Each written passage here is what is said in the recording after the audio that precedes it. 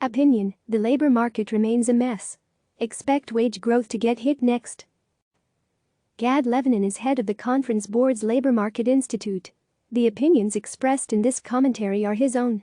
Left side floating image width 100%. Display block. Margin 0 auto 1.5 rem. At media screen and min width 200 px. Left side floating image float left. Width 50%. Max width 200 px. Display block. Margin 0 1.5 rem 1 rem 0. Widespread unemployment, soaring corporate bankruptcies and proliferating debt are just a few of the hallmarks of COVID-19's economic legacy. As the pandemic continues, signs increasingly suggest it will leave another ugly stamp, bringing wage growth to a crawl. While some sectors will inevitably fare better than others, America's workforce should brace for the slowest pace of wage growth in recorded U.S. history. What's more, this deceleration will most harm the country's low-wage earners, the group already bearing the brunt of record joblessness. There are two key drivers of wage growth: the unemployment rate, which is likely to remain high in the June jobs report, and inflation, which has continued to fall over the past few months due to the worst economic crisis since the Great Depression. And this downturn is by no means fleeting. As the virus endures and proliferates in the Sun Belt, the chances the economy springs back to life are remote. As a result, U.S. gross domestic product, GDP, is likely to be down between 5% and 10% from pre-pandemic levels by year's end, and the unemployment rate will likely remain in double digits for more than a year. To put things in perspective, the entire drop during the Great Recession was 4%, and the unemployment rate peaked at 10% after the recession. Labor market indicators are already showing that far fewer workers are switching jobs than they were before the pandemic. In April, just 1.4% of workers voluntarily quit their job. At a time when many strong candidates are knocking on employers' doors and the risk of losing existing workers is minimal, companies can afford to cut wages and still maintain a highly qualified workforce. And there are signs that employers are beginning to react. A recent Conference Board survey shows that, in April, 40% of companies had already deferred pay increases or bonuses, or were planning to do so by July. How low could wage growth go?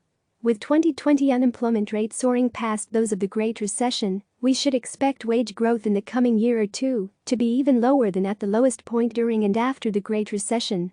That would be the worst in recorded history. The upcoming jobs report won't reveal this troubling trend. The report's oft-mentioned average hourly earnings measure is an unreliable indicator of wage growth in a time of large employment swings. When mostly low-earning workers are losing their jobs, as has been the case since February, the average wage is likely to rise, even if wages in the existing jobs do not change. More dependable gauges, such as the Employment Cost Index, will soon show a significant slowdown in wage growth. Who will likely be hardest hit? The magnitude of the slowdown in wage growth will vary across types of jobs. On the upside, computer-related workers are the one group for which the labor market may soon become tight again. In the next year or two, demand for such workers, for example, software developers and systems analysts, will likely be stronger than for most other workers. COVID-19's fallout is leading to a rapid acceleration in technological adoption by both businesses and consumers, thus making these workers hot commodities. Unfortunately, workers in industries highly vulnerable to social distancing will suffer most from job losses and anemic wage growth. Hard-hit sectors will include entertainment, travel, lodging, food services, transportation, maintenance and repair, cleaning services and personal care jobs such as manicurists. What's more, minorities and less educated workers make up a disproportionately large share of these jobs. This week's jobs report is likely to again show a much more elevated unemployment rate for Black and Hispanic people. These trends will likely exacerbate wage inequality in the coming years, after it had actually begun to narrow in recent years, due in large part to gains made by blue-collar workers. Relatedly, the risk of a sharp rise in poverty rates is also very real. America's economic future is bleak. The labor market will become a buyer's market, where there are many more job seekers than job openings. The weakest wage growth in recorded history will soon follow, especially for some of the lowest-earning groups in our country. The dire labor market impact of the pandemic will outlast the disease itself.